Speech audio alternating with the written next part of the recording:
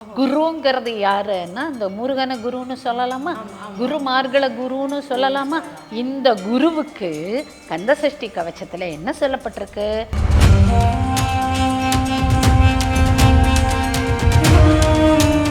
நம்ம ஜாதகப்படி வழி இருக்கும், நம்ம பிறவி பலன்ல வழி இருக்கும்.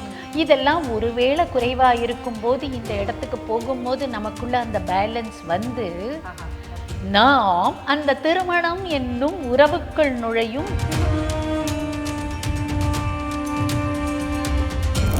இருவரும் இணைந்த மந்திரம் ஒன்னே ஒரு 108 தடவை சொல்லி மாலை சேர்த்து ஒரு நைவேத்தியம் பண்ணினோன்னாலே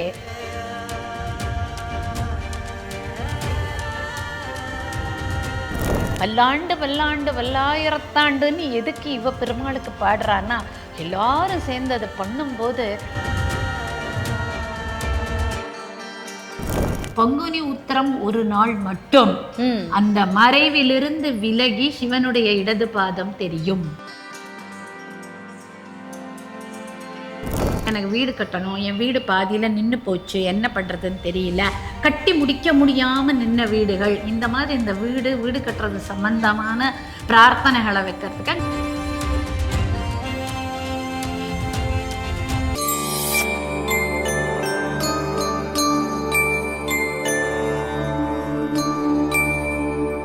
டெம்பிள் எக்ஸ்பிரஸ் நேயர்கள் அனைவருக்கும் வணக்கம். இன்னைக்கு நம்ம கூட சுதாகுமார் மேம் இருக்காங்க. ரொம்ப நாள் கழிச்சு ஒரு சூப்பர் எக்ஸ்க்ளூசிவான ஒரு வீடியோவா இது இருக்கும்.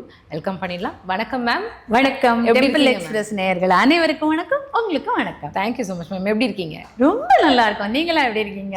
Super ma'am. ரொம்ப நாள் கழிச்சு ஒரு எக்ஸ்க்ளூசிவான ஒரு பதிவு, அதுவும் வந்து பங்குனி உத்திரத்துக்கு வந்து இப்போ நம்ம பேச போகிறோம். ஸோ காமனாக வந்து எல்லாருக்கும் பேசிக்காக தெரிஞ்சவங்களுக்கு மட்டும் சொல்கிறேன். பங்குனி உத்திரம் அப்படின்னா தெய்வங்களுக்கு திருமணமான திருக்கல்யாணம் நடந்த ஒரு விஷயம் அந்த நாள் அப்படின்னு சொல்கிறாங்க. அது மட்டும் தானா, இல்லை அதில் மேற்கொண்டு வேறு என்ன சிறப்பு இருக்குது? ஆக்சுவலி தெய்வ திருமணங்கள் அப்படின்னு நம்ம பார்க்கும்போதே என்ன புரிஞ்சுக்கலாம் அப்படின்னா, நம்ம வாழ்க்கையில் ஒரு ஆணும் பெண்ணும் இணைந்து குடும்பம் நடத்துகிற உறவு தானே திருமணம். கண்டிப்பாக. அப்படிப்பட்ட திருமணம் எந்த கோயிலில் நடக்கும்னு பார்த்தீங்கன்னா, பெருமாள் கோயிலில் இருக்கும், சிவன் கோயிலில் இருக்கும், முருகன் கோயிலில் இருக்கும். ஸோ திருமணமாகி குடும்பம் நடத்தக்கூடிய தெய்வங்களாக நாம் யாரெல்லாம் பார்க்குறோமோ எல்லார் இடத்துலையும் இது இருக்கும். பங்குனி உத்திரம் வருஷம் பங்குனி உத்திரம் திருமணத்துக்கான உண்டான வைபோகமான விசேஷம் எல்லா கோயிலையும் நடக்கும். இது எதை சுட்டி காட்டுறது அப்படின்னாலே, தெய்வங்களுக்கு திருமணங்கள் நம்ம நடத்தி பார்க்குற அழகே எதுக்குன்னா, நம்ம வாழ்க்கையில் அந்த மாதிரி அற்புதமான ஒரு இணைவு ஏற்பட்டு நாம் நல்லா வாழணுங்கிற அந்த அன்பின் வெளிப்பாடு தான். ஓகே, இப்போ அதனால தான் கல்யாணம் ஆகாதவங்க வந்து போய் திருக்கல்யாணத்தில் சேவிங்க அப்படின்னு சொல்கிறாங்க. பர்ஃபெக்ட்.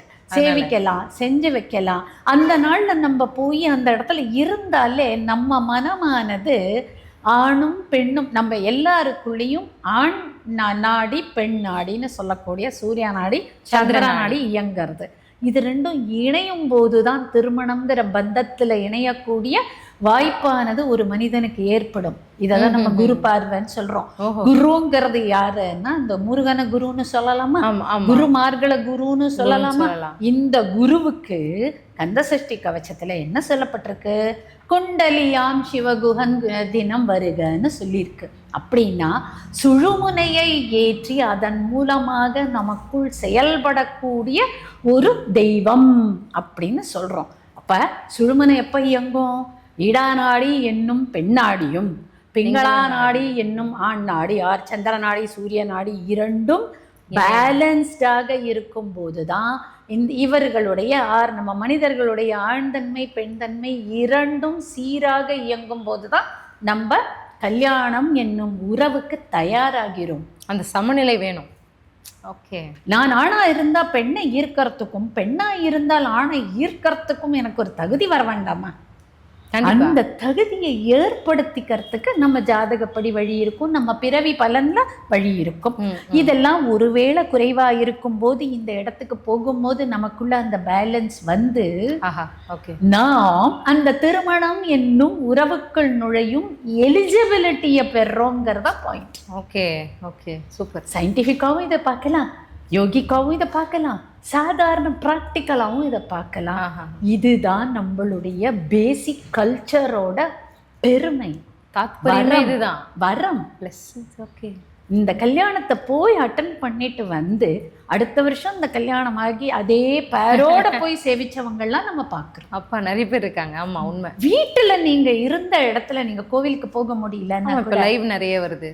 இருந்த இடத்துல லைவ் பார்த்தாலும் சரி, வீட்டுல உங்க வீட்டுல அந்த கல்யாண உற்சவத்தை நடத்தக்கூடிய ஏதாவது ஒரு முயற்சி, வீட்டுல ஒரு சாமி படம் ரெண்டும் இருக்கும், அந்த படத்தை எடுத்து ஒரு மாலை சேர்த்து அவங்களுக்கு உண்டான மந்திரத்தையோ பூஜையோ செய்து, லக்ஷ்மி நாராயணன் அப்படின்னா அவங்க ரெண்டு பேரும், முருகன் வள்ளி தெய்வானா சமேத முருகா கார்த்திகேயா குஹா அப்படிங்கிற அவருடைய பெயரையோ, சிவசக்தி ஐக்க ரூபிணியை அப்படின்னு சிவனும் சக்தியுமாய் இருக்கக்கூடிய அந்த ரூபத்தையோ நாம் எதை கொண்டாடுகிறோமோ அந்த தெய்வ ரூபத்தின் இருவரும் இணைந்த மந்திரம் ஒரு 108 தடவை சொல்லி மாலை சேர்த்து ஒரு நைவேத்தியம் பண்ணினோன்னாலே ஒரு திருக்கல்யாண உற்சவம் பண்ணின பலன் உண்டு.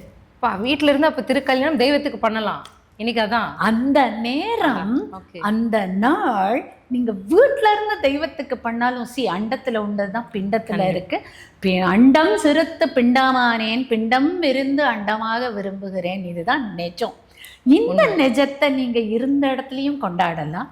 கோவில்ல போனா அந்த மாஸ் பிரேயர், கோவில்ல பாத்தீங்கன்னா அது கிட்டத்தட்ட அந்த டாங்கலோட சென்டர். இப்போ எலக்ட்ரோ மேக்னட்டிக் ஃபோர்ஸோட ஒரு பெரிய டிரான்ஸ்ஃபார்மர் மாதிரி கோவில் ஆக்ட் பண்ணும். அங்கே ஆயிரக்கணக்கான மக்கள் வரும்போது எல்லாருடைய எண்ண அலைகளும் அந்த விக்கிரகத்தின் மேலே இருக்கும். சிவனா இருந்தா நமசிவாய நமசிவாய நமசிவாய, நாராயணனா இருந்தா ஸ்ரீம் லக்ஷ்மி நாராயணாய நம லக்ஷ்மி நாராயணாய நம, தேவசேனாபதி வள்ளி சேனாபதி முருகா அப்படின்னு இப்படி எல்லாருடைய அட்டென்ஷனும் ஒருமித்து ஃபோக்கஸ்டாக இருக்கும்போது எல்லாருக்கும் பலன் கிடைக்கும். ஓகே. அந்த சாமி சிலைக்கும் பவர் வரும், அதை பார்க்க நமக்கும் பவர் வரும். வாழ்க வாழ்க வாழ்க வாழ்கன்னு நம்ம சொல்ல வாழி திருநாமம்னே சொல்லுவோம். பல்லாண்டு வல்லாண்டு வல்லாயிரத்தாண்டுன்னு எதுக்கு இவ பெருமாளுக்கு பாடுறான்னா எல்லாரும் சேர்ந்து அதை பண்ணும்போது அப்படியே நம்மளுக்கு அந்த வாழ்க கோஷம் நம்மளையும் வாழ்த்தும், அந்த விக்கிரகத்தையும் வாழ்த்தும். அவர் சந்தோஷப்பட்டு நமக்கு கொடுப்பார், நாம சந்தோஷப்பட்டு அவருக்கு கொடுக்குறோம். இது இஸ் மோர் லைக் இன்டர்டிபெண்டன்சி. எப்படி நம்ம பக்கத்து வீட்டு மக்களோட இன்டர்டிபெண்டா இருக்கோமோ, விவசாயிகளோட இன்டர்டிபெண்டா சாப்பிட்றோமோ, கண்டிப்பா ஒரு டெக்ஸ்டைலிஸ்டோட இன்டர்டிபெண்டா உடை உடுத்துறோமோ, இது மாதிரி ஒரு இன்டர்டிபெண்டன்சியை டிவினிட்டியோட கிரியேட் பண்ணிக்கிறோம். அப்போ இந்த இணைவும் ஏற்படுகிறது. நீங்க இந்த சுவாமிக்கு வீட்டுல செஞ்சாலோ கோவிலுக்கு செஞ்சாலோ என்ன ஏற்படுகிறதுனா, இந்த ஜீவாத்மா என்னும் இந்த உயிர் பரமாத்மா என்னும் இணைந்து அந்த குடும்பத்துக்கு தயாராகுது.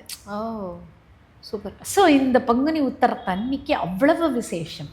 இந்த விசேஷங்கள் எல்லாம் ஒருமித்து ஆல்ரெடி ஒரு கோவிலுக்குள்ள உட்கார்ந்துட்டே இருக்கு அப்படின்னா அது திருவாரூர்ல. ஐயோ, திருவாரூருடைய தியாகேஸ்வர் விக்கிரகம் சோமாஸ்கந்த மூர்த்தி. வாவ், சோமாஸ்கந்த மூர்த்திங்களா? ஃபேமிலியோட? ஆஹா, அப்போ அவ்வளோ அலங்காரத்துல சத்தியமா அது நமக்கு பார்க்கும்போது அந்த 2 சைட்ல இருக்கிற பிறை, அந்த கிரெசன்ட்டும் அந்த அலங்காரம் மட்டும்தான் தெரியும். ஏன்னா அது மறைவு. எதுக்காக மறைத்து வைத்திருக்கிறார்கள் அப்படின்னு பார்த்தா, கடவுளர்களை நம்ம காஸ்மாஸா பிரபஞ்சமா பார்க்கிற போது அது அரூபம். ஆமா, உருவமாய் தேடும் போது முகமுள்ள, காலுள்ள, உடலுள்ள, அதை நம்ம ஒரு விஷயம் பண்ணிருக்கோம். இப்போ நம்ம ஸ்வரூப நிரூபணமாக, சுரூபமாகவும் சுரூபமற்றும் அவரை கொண்டாடணும்னா சுரூபமானது தெரியும்படி இருக்கணும், நிரூபமானது மறைவில் இருக்கணும். எது தெரியணுமோ அது தெரியணும், எது மறையணுமோ அது மறையணும். நீ மறைஞ்சு பார்க்கக்கூடியவளா இருந்தா உனக்கு பின்னாடி திரையின் பின் ஒளிந்திருக்கும். மறையாம நேர முகத்தை பார்க்கக்கூடியவங்களா இருந்தா முகம் தெரியும். இதுல பங்குனி உத்தரத்தன்னைக்கு அந்த திருவாரூர்ல நம்ம பதஞ்சலி முனிவரும் நம்ம வியாகரபாதரும் சேர்ந்து, பா சிதம்பரத்துல ஆனந்த நடனேஸ்வரருடைய பாதங்கள் தெரியறதுப்பா, நீ இப்படி ஒளிவு ஸ்வரூபமா இருக்க, எங்களுக்கு நல்லா இருக்கு, ஒன்ன நாங்க ஸ்வரூப நிரூபண கேத்தவே அப்படின்னு நாங்க சேவிக்கிறோம். ஆனாலும் உன்னுடைய அந்த குட்டி பாதம், அங்கே குஞ்சித பாதம் இருந்ததில்ல, அந்த பாதம் தெரிஞ்சால் அழகாக இருக்கும் அப்படின்னு கேட்குறான். அதுக்கு அந்த ஆருத்ரா தர்சனத்தனத்துக்கு வலது காலையும் இந்த பங்குனி உத்தரத்தன்னைக்கு இடது காலையும் காமிக்கிறேன்னு அந்த சிவன் ப்ராமிஸ் பண்ணினது காரணமாக பங்குனி உத்தரம் ஒரு நாள் மட்டும் அந்த மறைவிலிருந்து விலகி சிவனுடைய இடது பாதம் தெரியும். அப்ப அந்த இப்போ உற்சவர்ல தெரியும். உற்சவர்ல அவர் தான் அந்த ஊர்ல மூலமா தியாகேஸ்வரே அவர் தான். வன்மீகநாதர், ஹாட்டகேஸ்வரர், விஸ்வகர்ம ஈஸ்வரர், அதுக்கப்புறம் அச்சலேஸ்வரர், சித்தேஸ்வரர்னு மற்ற 5 விக்கிரகங்கள் சிவ விக்கிரகங்கள் இருக்கு. இந்த 5 பேரும் அவாவா ஒரு காரணத்துக்காக அங்க குடியிருக்கா. எப்படின்னா வன்மீகநாதர்ங்கிறது புத்திலிருந்து உருவானது. சோ மண்ணிலிருந்து உருவாததுதான் இது, திருப்பி மண்ணுக்கு போறதுதான்ங்கிறத நமக்கு காட்டுறதுக்காக வன்மீகநாதனாக உருவாகியிருக்கார். நாம எங்கிருந்து வந்தோம், எங்க போறோம்? கண்டிப்பா அங்கதான் போகணும். முடிஞ்சது. அதை சொல்றது வன்மீகநாதர். அப்போ தன்னை அறிதல் மூலியமாக தெய்வீகத்தை அறிதல்ங்கிறத உணர்த்துறதுக்கு வன்மீகநாதர் அப்படின்னு வச்சுக்கலாம். அப்புறம் விஸ்வகர்மேஸ்வரர் அப்படின்னு எனக்கு வீடு கட்டணும், என் வீடு பாதியில் நின்று போச்சு, என்ன பண்ணுறதுன்னு தெரியல, கட்டி முடிக்க முடியாமல் நின்ன வீடுகள், இந்த மாதிரி இந்த வீடு கட்டுறது சம்பந்தமான பிரார்த்தனைகளை வைக்கிறதுக்கு அங்கே விஸ்வகர்மேஸ்வரர்னு ஒரு லிங்கம் இருக்கு. அங்கே போய் விஸ்வகர்மாங்கிறவர் தேவர்களுடைய ஆர்கிடெக்ட். ஓகே.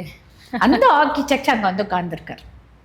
உங்களுக்கு வேணுங்கிறத பண்ணி கொடுக்கறதுக்கு, நமக்கு உங்களுக்குன்னு சிறப்பாக நமக்கு வேணுங்கிறத பண்ணி கொடுக்கறது. ஓகே.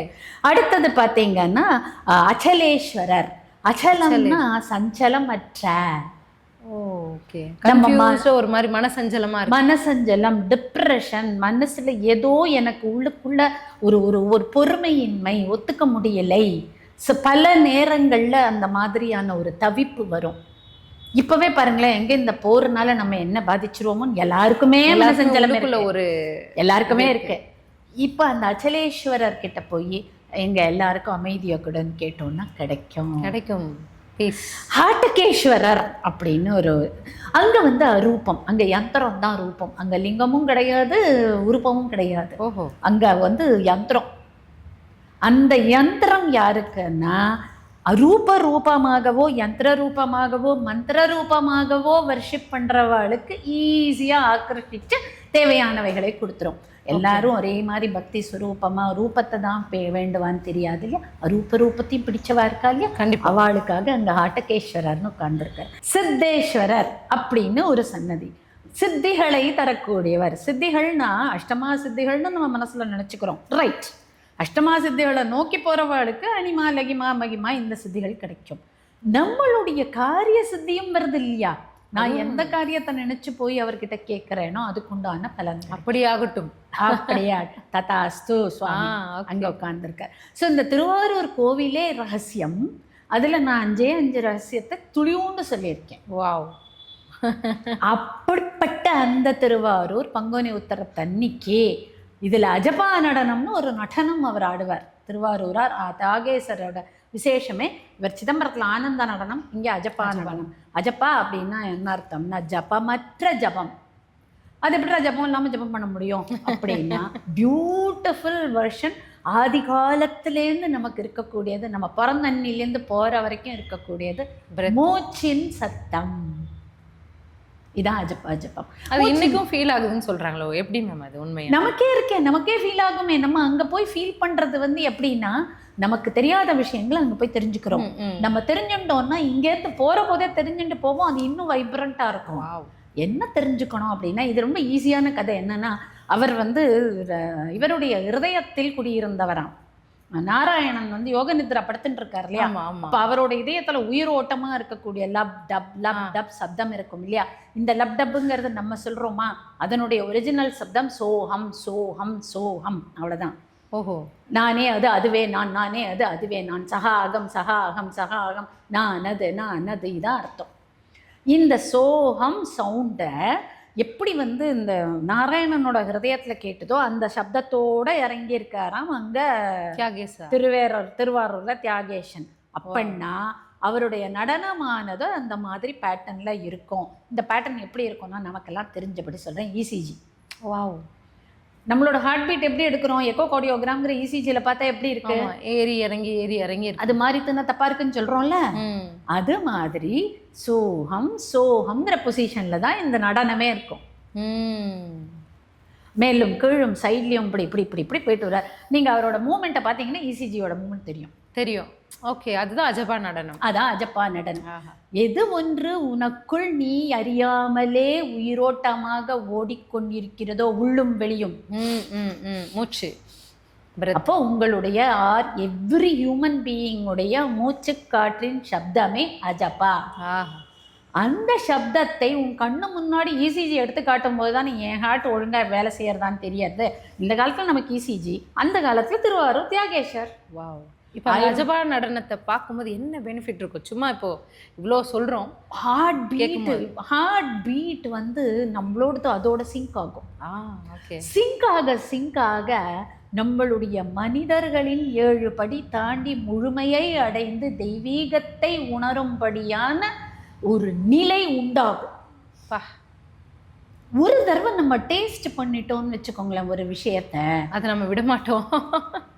அந்த டேஸ்ட்டை நமக்குள்ள ஏற்படுத்தும். ஓகே, அங்கதான் அது நடக்கும். நாம் எப்போ பூரணத்துவம் அடையிறது, பா இது ஒண்ணு போறடா லைஃப்ல, இந்த போதும் அப்படிங்கிற வார்த்தை வரும். ஓகே, லைஃப்ல எனக்கு இப்ப நினைச்சா கூட சிலுக்கிறது. கண்டிப்பா இந்த தடவை பங்குனி உத்தரத்துல அஜப்பா நடனம் இருக்கும். அஜப்பா நடனம்ங்கிறது ரொம்ப விசேஷமா பங்குனி மாசத்துல ஒரு நாள் ரொம்ப நேரம் வசந்த உற்சவத்துல நிறைய நாள் பண்ணுவா. நிறைய நேரம் பண்ணுவா. வசந்த மண்டபம் வரைக்கும் அஜப்பாலேயே போவார். கூட கிட்டத்தட்ட லட்சோபலட்சம் மக்கள் பூவை அள்ளி அள்ளி அள்ளி அள்ளி அவர் மேல அப்படி வீசி எறிவா. ஆரூரா தியாகேஷா, ஆரூரா தியாகேஷா, இவ்வளவுதான் அங்க ஒலிக்கும். அதுவும் ரிதத்தோட இருக்கும். ஆரூரா தியாகேஷா, ஆரூரா தியாகேஷா, அப்படி அந்த ரிதம் அப்படியே ஆகும். அந்த ரிதத்திலேயே சுவாமி அழகா அப்படி போயிட்டு போயிட்டு வருவார். அப்படியே விஷுவல் ஆகுது. நம்ம அண்டத்தில் உள்ளது பிண்டத்தில், பிண்டத்தில் உள்ளது அண்டத்தில்ங்கிற அந்த சிங்க் இருக்குல்ல, அதை ஏற்படுத்தி கொடுக்கிற மொமெண்ட்ஸ். பண்ணலாம், அது அங்கதான் ஃபீல் பண்ண முடியும். இது என்ன பிரச்சனை, நம்ம உட்காந்து தியானத்துல வீட்லயே ஃபீல் பண்ணக்கூடியவரை பண்ணலாம். பிராணாயாமம் பண்ணக்கூடிய தெரிஞ்சவங்க சோகம் சோகம் பிராணாயாமம் பண்ணி மூச்சை, இந்த ரமணர்லாம் வந்து சும்மா இரு மூச்சை மட்டும் கவனி அப்படின்னு சொன்னதெல்லாம் இதான். ஸோ நம்முடைய சித்தர்கள் இப்போ திருமூலர் சொல்லியிருக்கிறது மூச்சை கவனி தான், ஔவையார் சொல்லியிருக்கிறது அதைத்தான். ஸோ நம்மளுடைய சித்தர்கள் அனைவரும் சொல்லியிருக்கிறது மூச்சின் மூலியமாக உன்னுடைய பேரானந்தத்தை கவனி, பேரின்பத்தை அடை. ஆமா, எதுவுமே பண்ணாம சும்மா இருன்றது வந்து மூச்சு கவனிக்கிறது தான். சும்மா இருந்தா மூச்சு நின்றுடுமா? நிக்காதே, மூச்சு போயிட்டு இருக்கோம்ல. ஆமா, அதுதான் அஜப்பா. ஜபமற்ற ஜபம். நான் தூங்கும் போதும் இப்ப நான் நாராயணன் வந்து யோக நித்ரையில இருக்கும் போது இந்த பல்ஸ் இருந்தது அப்படின்னு நமக்கு உணர்த்துறாரு சிவன் அப்படின்னா, நம்ம தூங்கும் போதும் அந்த உணர்வு இருக்குங்கிறது நாம உணரணும்ல. அதுக்குதான் அதுவும்.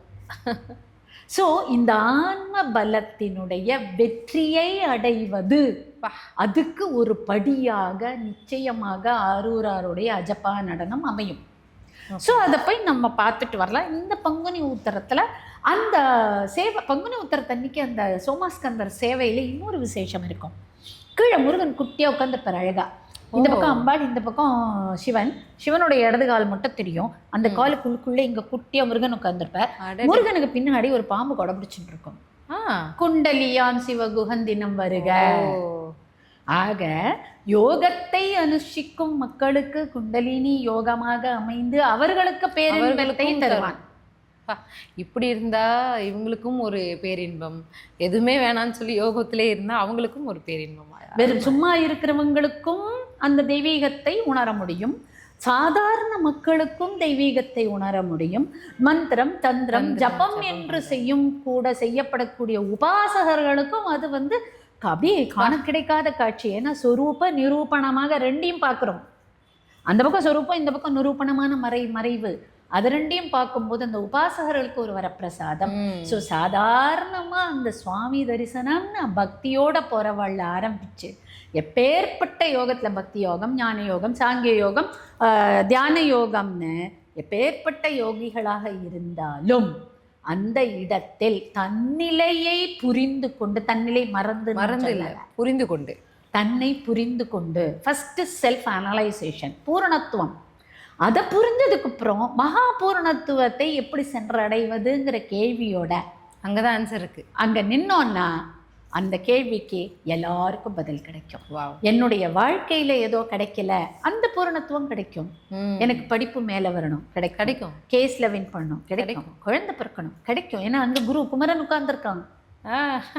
குமரன் அங்க உட்கார்ந்துருக்காங்க. குருவா இருந்து உட்காந்து உங்க குழந்தை தானே இந்தா வச்சுக்கோ.